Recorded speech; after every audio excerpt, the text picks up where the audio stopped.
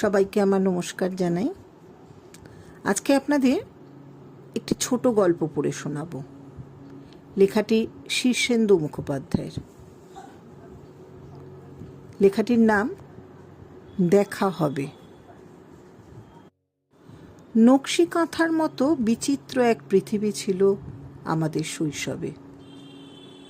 এখনো পায়ের তলায় পৃথিবীর মাটি, চারিদিকে গাছপালা, মাথার উপর আকাশ। বুক ভরে শ্বাস টেনে দেখি না, শীতের সকালে কুয়াশার ভেজা বাগান থেকে যে রহস্যময় বন্য গন্ধটি পাওয়া যেত, তার পাওয়া যায় না। আমাদের সাঁওতাল মালি বিকেলের দিকে পাতা পুড়িয়ে আগুন জ্বালত। সেই গন্ধ কতবার আমাকে ভিন্ন এক জন্মের স্মৃতির দিকে টেনে নিয়ে গেছে। আর মনে আছে মায়ের গায়ের ঘ্রাণ। সে গন্ধে ঘুমের ভেতরেও টের পেতাম মা অনেক রাতে বিছানায় এলো। আমি ঠিক মায়ের দিকে পাশ ফিরে শুতাম। তখন নতুন ক্লাসে উঠে নতুন বই পেতাম ফি বছর। হাতে পায়ে কদমের রেণু লেগে থাকতো বুঝি। কি ছিল, কি থাকে শৈশবে। বিকেলের আলো মরে এলো। যেই বিকেলের আলোটা মরে এলো, অমনি পৃথিবীটা চলে যেত ভূতেদের হাতে। এক ঘর থেকে অন্য ঘরে যাওয়া ছিল ভারী শক্ত। বিশাল বাড়িতে কয়েকটি প্রাণী আমরা গায়ে গায়ে ঘেঁষে ঘেঁষে থাকতাম। ভোরের আলোটি ফুটতে না ফুটতেই ঘুম ভেঙে লাফ দিয়ে বিছানা থেকে নেমে ছুটতাম বাইরে। বাইরেটাই ছিল বিস্ময়ের।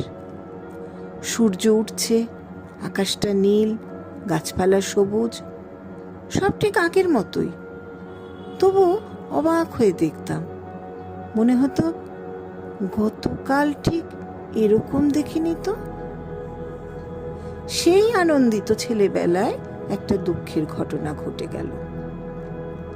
আমার ছোট কাকা মৃত্যু শয্যায়। মাত্র 1.5 বছর আগে কাকিমা এসেছেন ঘরে। একটি ফুটফুটে মেয়েও হয়েছে। সে তখন হাত পা নেড়ে উপুর হয় আর কত আহ্লাদের শব্দ বের করে। তবু বউ মেয়ে রেখে ছোট কাকার মরণ ঘনিয়ে এলো। বিকেলে শ্বাস উঠে গেছে। দাদু তখন বাইরের বারান্দায় বসে আছেন। মা হাতে ধরা তামাকের নল। কলকেতে আগুন নিভে গেছে কখন। সন্ধ্যের পর জ্যোৎস্না উঠেছে সেদিন। দাদু সেই জ্যোৎস্নায় পা মেলে বসে আছেন। ভিতর বাড়িতে কান্নার শব্দ উঠেছে। বাবা আর জ্যাঠামশাইরা এসে দাদুকে ডাকলেন, আসুন, প্রিয়নাথকে একবার দেখবেন না। দাদু খড়মের শব্দ তুলে ভিতর বাড়িতে এলেন। তার মুখখানা একটু ভার দেখাচ্ছিল, আর কিছু নয়। ছোট কাকা বড় বড় চোখে চারিদিকে তাকাচ্ছেন। কাকে যেন খুঁজছেন, কি যেন খুঁজে পাচ্ছেন না। বারবার বলছেন, তোমরা সবাই চুপ করে আছো কেন? কিছু বলো, আমাকে কিছু বলো। জ্যাঠামশাই নিচু হয়ে বললেন, কি শুনতে চাও প্রিয়নাথ? ছোট কাকা ক্লান্ত, বিরক্ত হয়ে বললেন, আমি কি জানি, একটা ভালো কথা, একটা সুন্দর কথা আমাকে বলো। আমার কষ্টটা ভুলিয়ে দাও। আমি কেন এই বয়সে সবাইকে ছেড়ে চলে যাচ্ছি? আমার মেয়ে রইল, বউ রইল।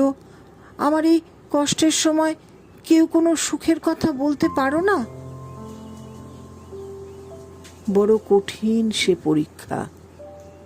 কেউ কিছু বলতে পারে না। সবাই কেবল মরণোন্মুখ মানুষটার মুখের দিকে চেয়ে আছে। কেউ কথা খুঁজে পায় না, কিন্তু প্রত্যেকের ঠোঁট কাঁপে। একজন অতি কষ্টে বললে, তুমি ভালো হয়ে যাবে প্রিয়নাথ। শুনে ছোট কাকা ধমকে বললেন, যাও যাও। আর একজন বললেন, তোমার মেয়ে বউকে আমরা দেখব, ভয় নেই। শুনে ছোট কাকা মুখ বিকৃত করে বললেন, আহ, তা তো আমি জানি, অন্য কিছু বলো তোমরা। কেউ কথা খুঁজে পাচ্ছিল না। সেই সময় দাদু ঘরে এলেন। স্বাভাবিক ধীর পায়ে এসে বসলেন ছোট কাকার বিছানার পাশে। ছোট কাকা তাকে মুখ ফিরিয়ে তাকে দেখে বললেন, বাবা, সারা জীবন আপনি তো কিছু ভালো কথা বলেননি বাবা, কেবল শাসন করেছেন। এবার আমার মৃত্যুশয্যায় অন্তত বলুন। সবাই নিস্তব্ধ।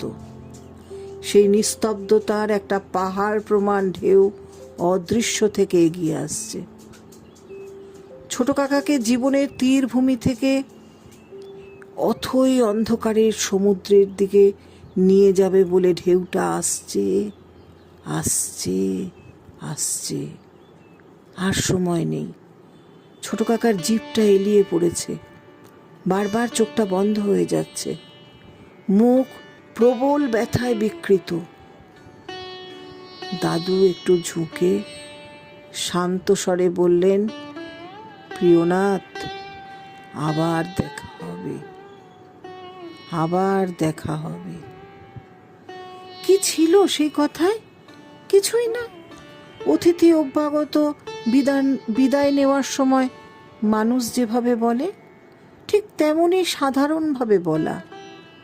তবু সেই কথাটা শুনে মৃত্যু পথযাত্রী ছোট কাকার মুখটা হঠাৎ আনন্দে উদ্ভাসিত হয়ে গেল। তিনি শান্তভাবে চোখ বুজলেন, ঘুমিয়ে পড়লেন।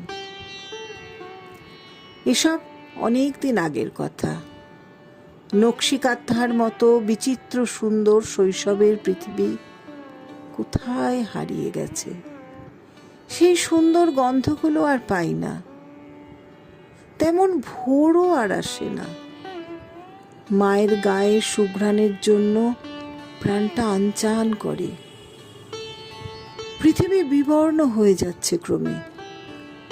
বুড়ো গাছের মতো শুকিয়ে যাচ্ছে আমার ডালপালা, খসে যাচ্ছে পাতা।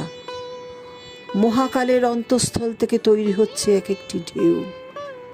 একদিন সে এই পৃথিবীর তীরভূমি থেকে আমাকে নিয়ে চলে যাবে। বুকের মধ্যে শৈশবের একটি কথা তীরের মতো বিঁধে থরথর করে কাঁপছে আজও। সেই অমোঘ ঢেউটিকে যখন প্রত্যক্ষ করি, মনে মনে তখন এই কথাটি বুকের ভেতরে কেঁপে ওঠে। শৈশবের সব ঘ্রাণ, শব্দ, স্পর্শ ফিরিয়ে আনে। মায়ের গায়ের ঘ্রাণ পেয়ে যেমন ছেলেবেলায় পাশ ফিরতাম, ঠিক তেমনই আবার পৃথিবীর দিকে পাশ ফিরে শুই। মনে হয় দেখা হবে, আবার দেখা হবে। নমস্কার সবাইকে।